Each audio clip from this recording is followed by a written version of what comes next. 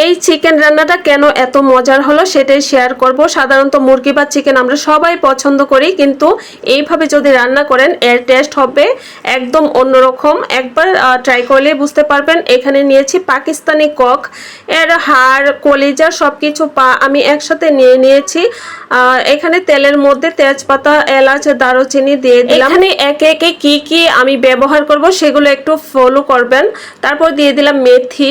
আমি তো রান্না করছি পাকিস্তানি কক, বাট আপনারা দেশি মুরগি বা ব্রয়লার যে কোনো মুরগি কিন্তু সেম প্রসেসে রান্না করতে পারবেন। তারপরে এখানে দিয়ে দিচ্ছি আদা রসুন পেঁয়াজ পেস্ট। আমার মুরগিটার পরিমাণ অনুযায়ী আমি মশলাগুলো দিয়েছি, আপনাদের মুরগির পরিমাণ অনুযায়ী মশলা দিয়ে দিবেন।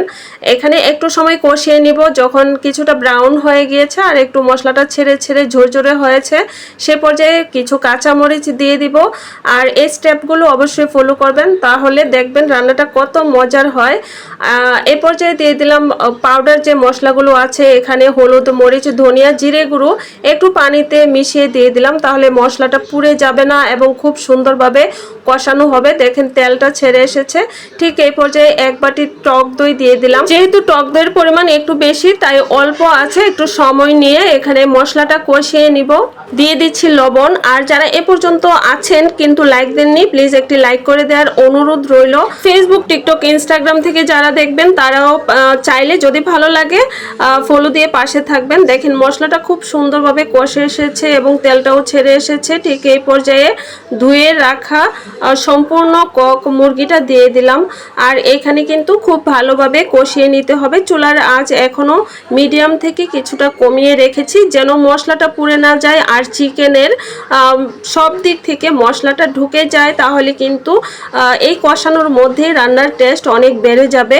আর গ্রেভিটা দেখেই বুঝতে পারছেন রান্নাটা কতটা পারফেক্ট হচ্ছে, যদিও এখনো সম্পন্ন হয় নাই। তো আমি কিন্তু ঢাকনা দিয়ে 10 মিনিট পরে ঢাকনা খুলেছি।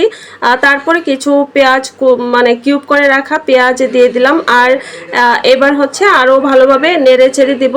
প্রথম পর্যায়ে চিকেন দেওয়ার পর 10 মিনিটের জন্য আমি ঢাকনা উঠাই নাই। খুব ভালোভাবে কষিয়ে নেওয়ার পর তারপর আবারও নেড়ে চেড়ে দিয়ে কয়েকবার ঢাকনা দিয়ে রান্না করেছি। আর চিকেনটা প্রায় 90% যখন সিদ্ধ হয়ে গিয়েছে তখন পর্যাপ্ত একটু ঝোল দিয়ে দিলাম। আপনাদের পছন্দ মতো ঝোল দিতে পারেন। তো আমার রান্নাটা প্রায় কমপ্লিট হয়ে গিয়েছে, সব কিছু খুব সুন্দরভাবে সেদ্ধ হয়ে গিয়েছে। আর এটা কিন্তু মাশাআল্লাহ অনেক মজার ছিল।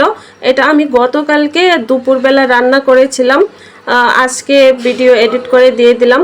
তো শেষের দিকে জিরে গুঁড়ো এবং মাংসের যে মশলা আছে সেটা দিয়ে দিবেন এবং সব শেষে কিছু কাঁচামরিচ দিয়ে দিচ্ছি। আর আমি একটু শাহি মশলা দিয়েছি, যদি শাহি মশলা না থাকে কোনো সমস্যা নেই, শেষের দিকে জিরে গুঁড়ো এবং গরম মশলা কিছুটা দিয়ে দিলেই হবে।